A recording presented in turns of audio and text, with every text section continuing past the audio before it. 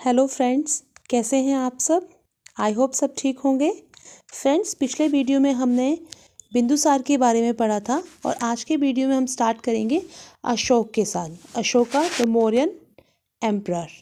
बिंदुसार जो थे उनके जो आगे उत्तराधिकारी हुए हैं वो है अशोक, और लगभग जो है 269 ईसा पूर्व में ये मगध की राजगद्दी पे बैठे थे।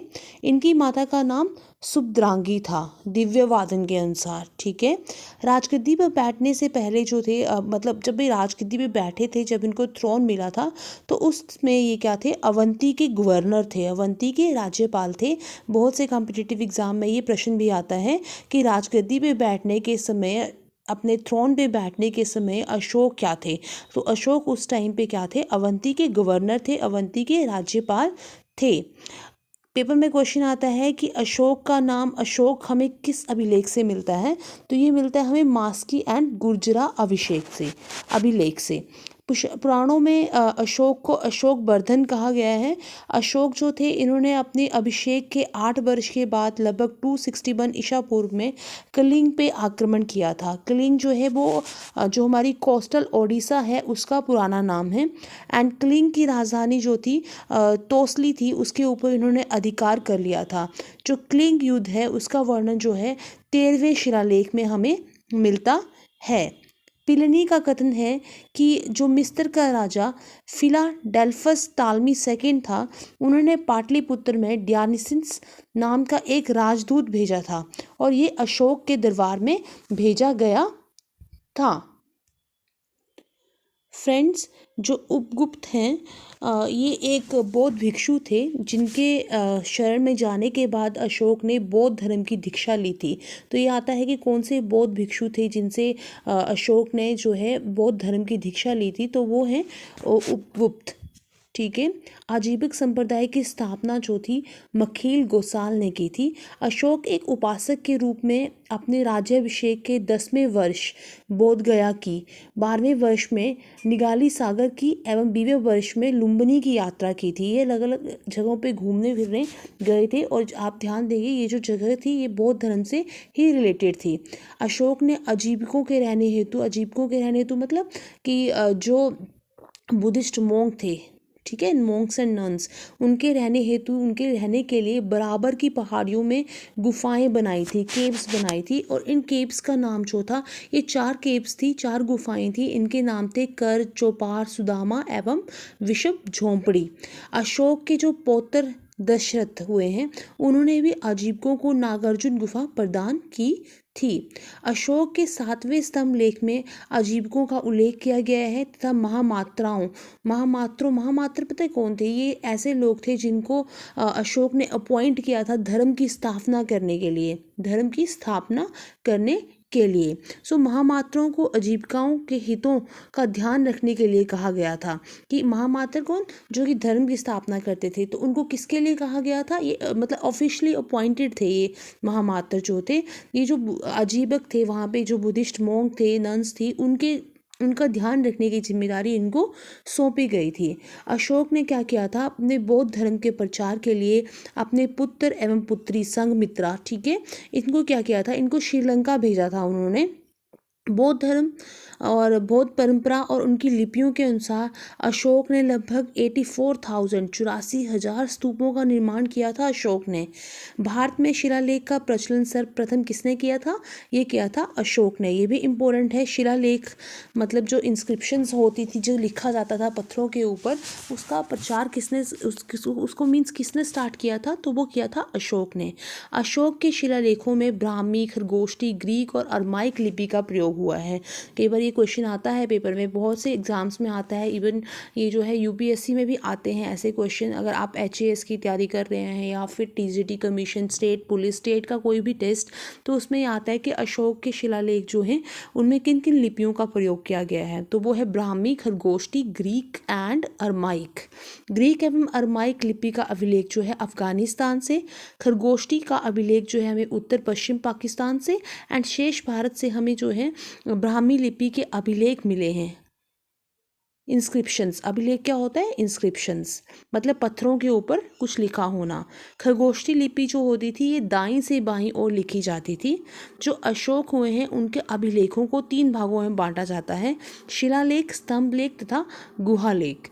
अशोक के शिलालेख की खोज जो है 1750 ईस्वी में पादेट्री फेंथलर ने की थी। इनकी संख्या कितनी है? 14 है। ये क्वेश्चन आता है कि अशोक के शिलालेख की खोज कब की गई थी? तो वो की गई थी 1750 ईस्वी में, पादेट्री फेंथलर ने की थी। और एक और क्वेश्चन बहुत इंपॉर्टेंट है, वो ये है कि अशोक के अभिलेख पढ़ने के लिए सबसे पहले जो है सफलता किसको मिली थी? तो ये मिली थी 1837 ईस्वी में, 1837 में जेम्स प्रिंसेप को।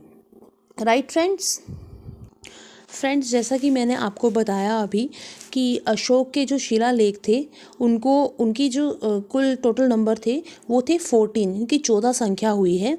और इनकी खोज किसने की थी? पादेट्री फेंथलर ने।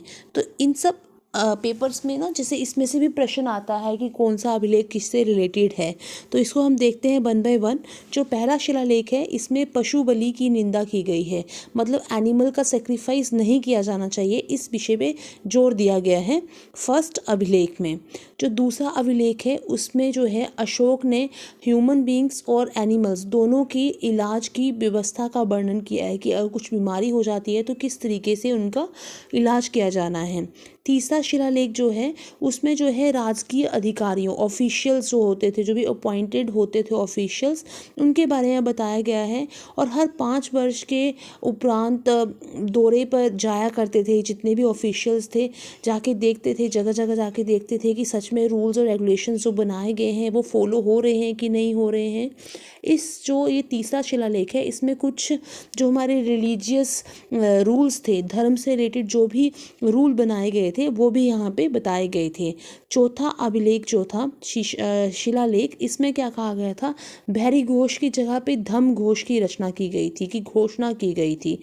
पांचवा शिलालेख, इस शिलालेख में धर्म महामात्रों की नियुक्ति के विषय में जानकारी मिलती है। छठा शिलालेख, इसमें आत्म नियंत्रण की शिक्षा दी गई थी। 7वां और 8वें अभिलेख में तीर्थ यात्राओं का उल्लेख किया गया था। 9वां अभिलेख सच्ची भेंट तथा सच्चे शिष्टाचार का उल्लेख करता था, ये किस तरीके से लोगों को रहना है उसके बारे में बताया गया था। 10वें शिलालेख में अशोक ने आदेश दिया था कि राजा और उच्च अधिकारी हमेशा प्रजा के हित के बारे में सोचेंगे। 11वें शिलालेख में इसमें धम्म की व्याख्या की गई थी। धम्म क्या है? अब धम्म क्या है कि अशोक ने क्या किया था, एक नया रिलीजन चलाया था जिसको बोला गया था धम्मा। और ये जो रिलीजन था, आपने एनसीईआरटी की बुक्स में भी पढ़ा हुआ क्लास 6 में, ये अशोक ने इसलिए चलाया था क्योंकि उस टाइम वो हर एक चीज़ को देखे, एनिमल्स सेक्रीफाइस किए जा रहे थे, जानवरों की बलियां दी जा रही थी, लोग धर्म के आधार पे एक दूसरे के साथ लड़ाइयाँ लड़ रहे थे। तो उन सब बातों को देखते हुए इसने रिलीजियस टॉलरेंस की पॉलिसी को अपनाया था।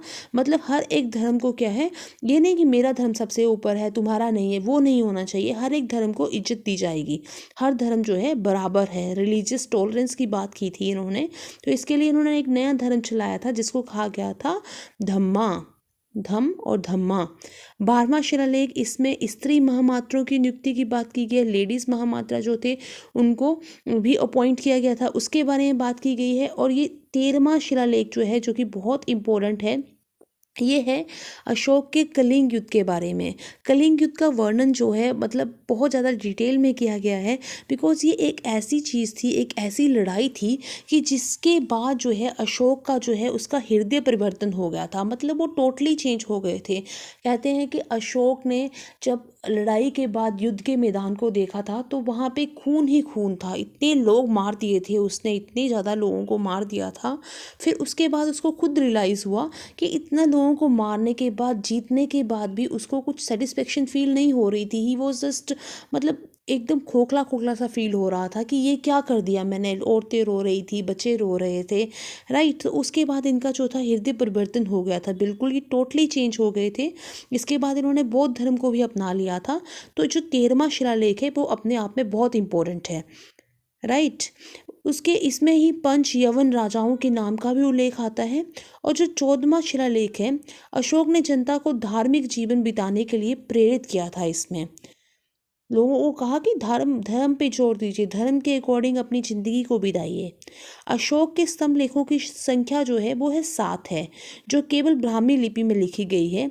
ये 6 अलग अलग जगह से प्राप्त हुए हैं। सो फ्रेंड्स, आज के लिए हम इतना ही पढ़ेंगे। प्लीज़ इन शिलालेखों के बारे में पढ़िए, इनको जानिए, अशोका के बारे में जानिए, और थोड़ा पढ़िए पर अच्छे से पढ़िए। And please like, share, comment and subscribe my channel. Thank you everybody.